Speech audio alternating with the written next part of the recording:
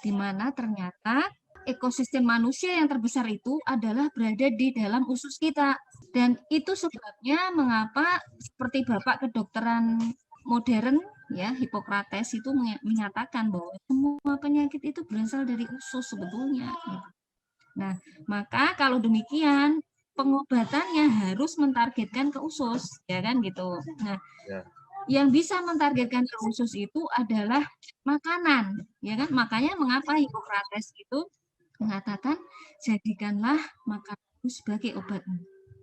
Otomatis diperlukan makanan yang bersifat fungsional ya, yang bisa memperbaiki usus ya, bisa membersihkan usus dan dia punya kemampuan juga memperbaiki ekosistem. Ya. Salah satu yang menyebabkan autoimun adalah karena dinding usus yang renggang.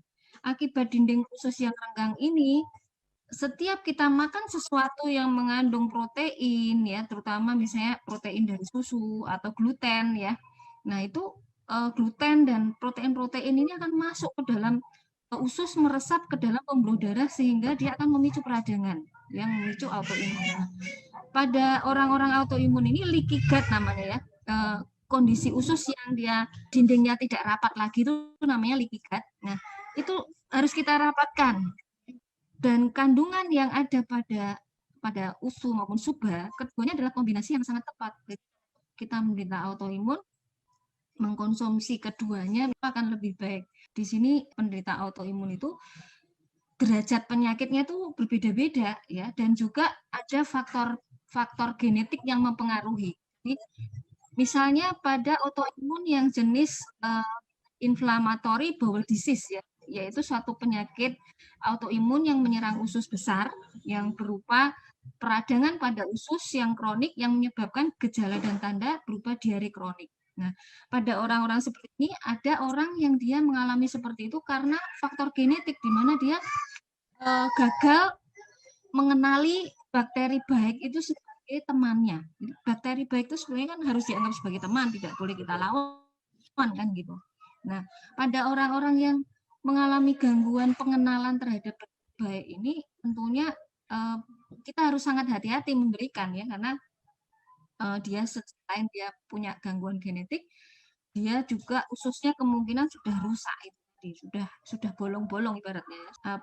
Bukan hanya peptida dan gluten yang memicu, bahkan bakteri baik yang melapisi permukaan aja dia bisa menang. Maka pada orang-orang ini harus hati-hati. Nah, dan apa kok ada orang yang justru membaik autoimun setelah diberikan, karena tidak semua kandungan usu yang ditakutkan seperti yang diberitakan itu dia hanya bersifat mengaktifasi tadi. Jadi kandungan ini tuh sebetulnya lebih bersifat imunomodulasi namanya, menyesuaikan, menyeimbangkan istilahnya ya, menyeimbangkan, karena sebenarnya tubuh manusia itu diciptakan dalam keseimbangan ya, keseimbangan dalam sistem organnya ya, keseimbangan dalam sistem imunnya, keseimbangan dalam ekosistem mikrobiotanya ya. Maka sebetulnya ya kita harus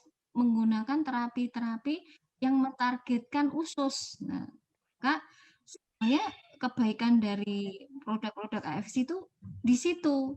Dan sekarang ini eranya pengobatan tuh ke arah sana. Jadi sebenarnya untuk autoimun nggak ada masalah untuk konsumsi produk kita dong? Nggak ada masalah, ini kan hanya makanan. Semuanya efeknya dia bersifat imunomodulasi. Imunomodulasi itu artinya begini, kalau ini dimakan oleh orang yang sistem imunnya berlebihan, maka dia akan menekan sistem imun yang berlebihan. Tapi kalau ini dimakan oleh orang yang sistem imunnya lemah, maka akan menaikkan sistem imun. Jadi ini prinsip kerja dari makanan gitu loh. Berbeda dengan obat yang hanya diambil zat aktifnya. Kalau kamu mau bilang setelah makan usu kamu kok jadi kambuh, bentar, kan ada faktor lain, pola makannya, pola hidupnya dia, ya kan, faktor genetik mungkin, ya kan. Jadi harus dilihat semua faktor itu. Nggak bisa kita menuduh mengkambing hitamkan usu kalau ternyata dia banyak faktor perancu yang lainnya. Kalau kita mau mengatakan ini sebagai faktor penyebab, tidak semudah itu, ya harus diteliti.